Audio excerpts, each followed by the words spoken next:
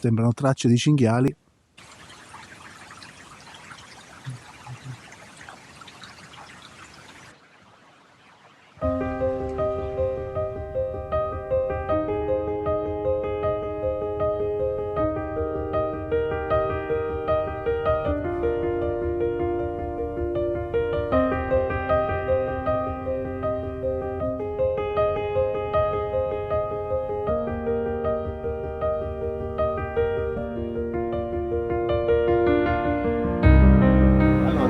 Oggi ci dirigiamo verso Bomarzo, che è una località in provincia di Viterbo molto nota per il Parco dei Mostri, che è un giardino che è stato abbandonato per decenni. Qualche anno fa è stato rivalutato, ristrutturato e adesso è visitabile a pagamento. Ci sono questi parco molto grande con queste sculture a volte mostruose, insomma è un posto interessante da visitare soprattutto con la famiglia, ma a noi interessa poco perché in realtà il percorso che ho scelto oggi parte dal paese di Bomarzo e arriva fino alla torre di Chia, che poi vedremo quando ci arriveremo. È in un terreno privato, come purtroppo capita per molti manufatti in questa regione, cioè dei manufatti di interesse storico che sono in terreni privati e quindi non sono visitabili, che è una cosa che io personalmente non riesco ad accettare, ma comunque vabbè, lasciamo stare. Nel tragitto c'è una cascata, che poi non ho ben capito di quale fiume, torrente sia, comunque la vedremo. Dalle foto che ho visto è una cascata molto interessante che dà degli spunti notevoli. Questa volta ho portato i filtri e questa volta li uso e vediamo un pochettino che effetti possiamo tirare fuori dalla situazione.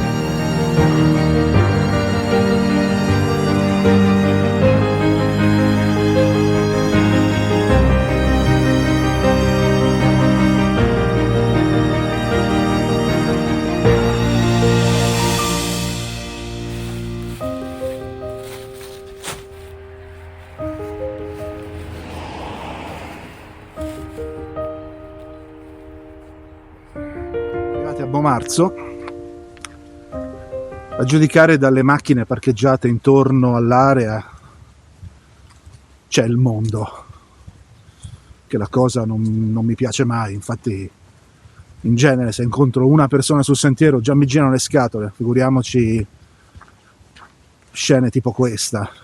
Questa qui è solo una piccola parte.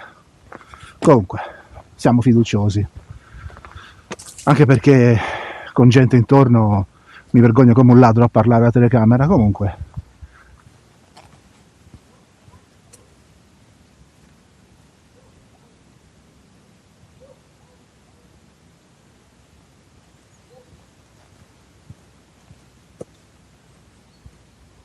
sembrano tracce di cinghiali.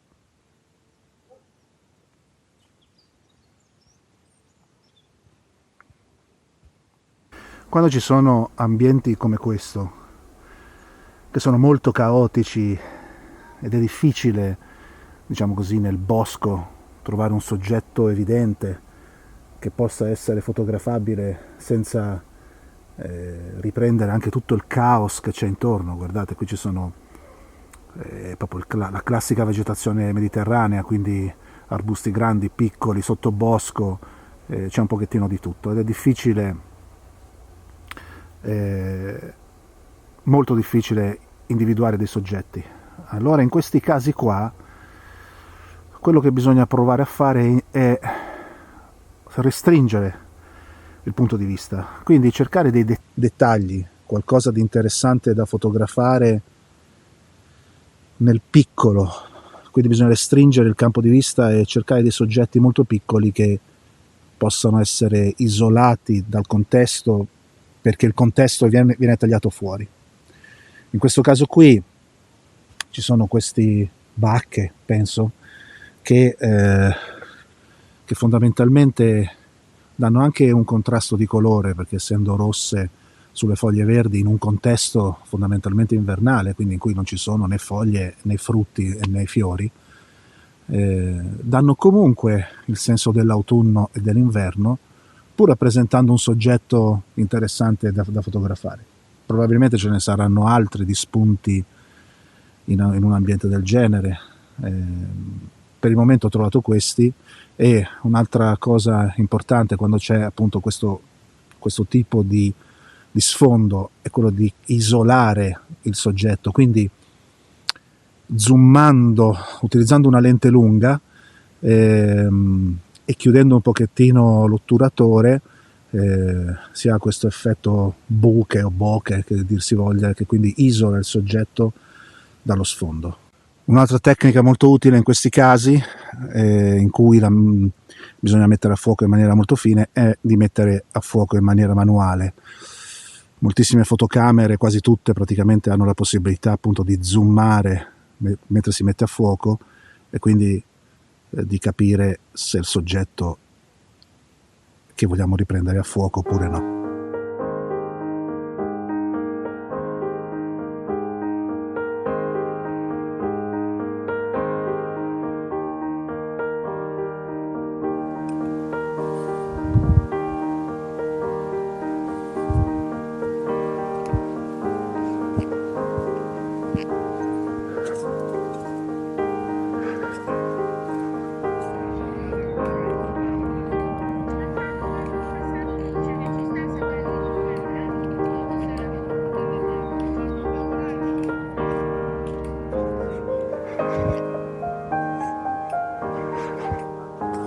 Allora, in questa immagine qui volevo riprendere la torre di Chia, che è quello sullo sfondo, che adesso non si vede bene,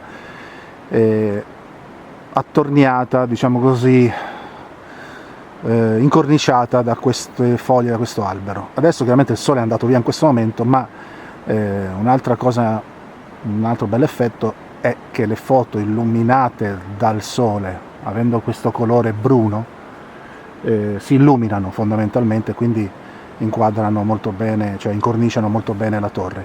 Adesso proverò a fare una foto con fuoco sulla torre, ma diaframma ancora più chiuso. Attualmente è F13, proverò con un F16, F20, farò delle prove per vedere un po' se riesco, se c'è un'immagine che mi piace anche con una sola esposizione, senza poi dover fare l'exposure blending, come si dice, in post produzione.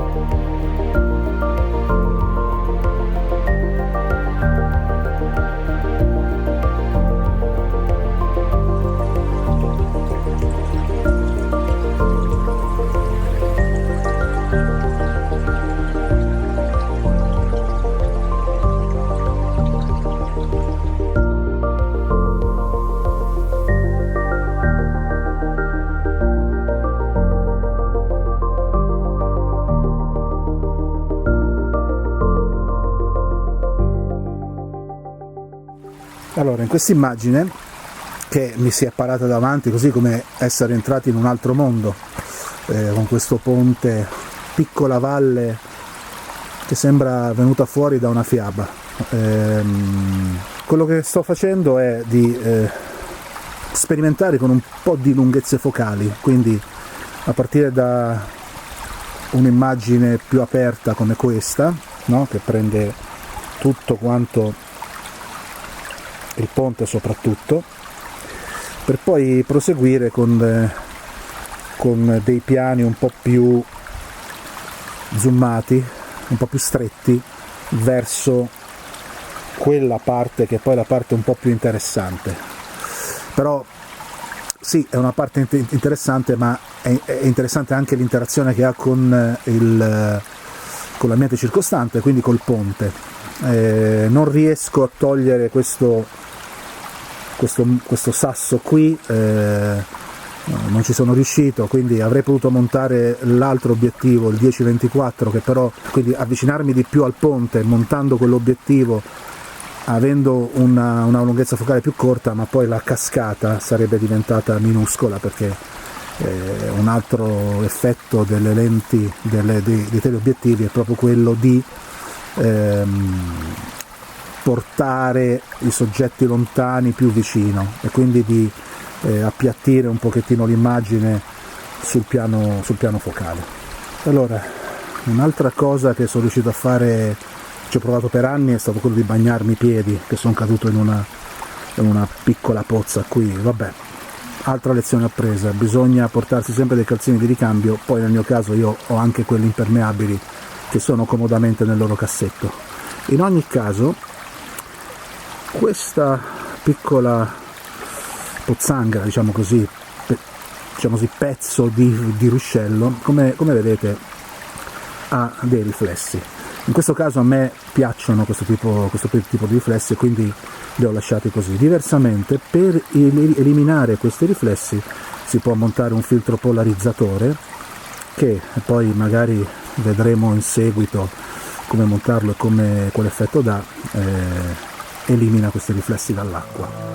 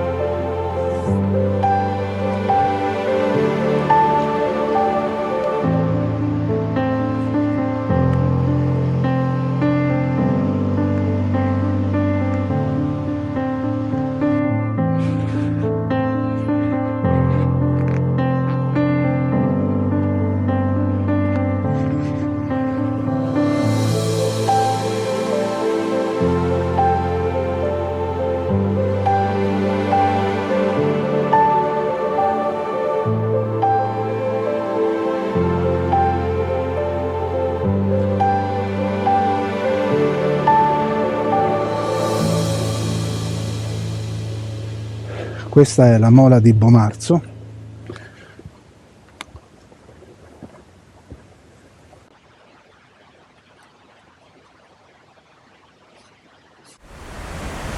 Allora, quello che vediamo qui è un albero che mi piace perché cresce in diagonale sull'acqua, e qualcuno gli ha attaccato questi manufatti che non saprei definire, cioè non so cosa sono, però danno colore e sono anche qualcosa di strano, di inusuale da trovare in un bosco, fondamentalmente.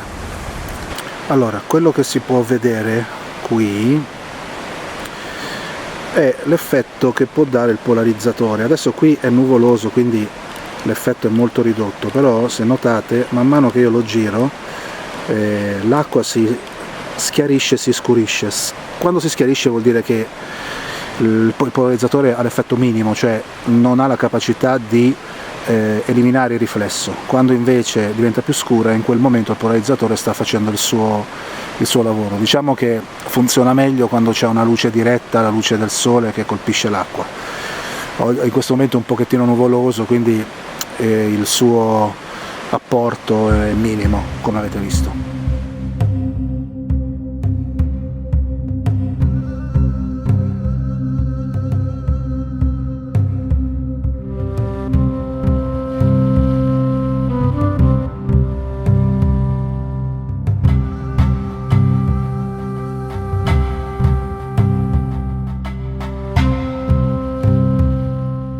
Per non annoiarvi ulteriormente con un episodio troppo lungo, la prima parte dell'avventura finisce qui. Nella seconda parte, che verrà pubblicata la settimana prossima, invece ci saranno le cascate della Mola, che sono il piatto forte della giornata, gli edifici della Mola stessa e le conclusioni finali su cosa ci ha riservato l'intera avventura. Quindi spero di rivedervi presto.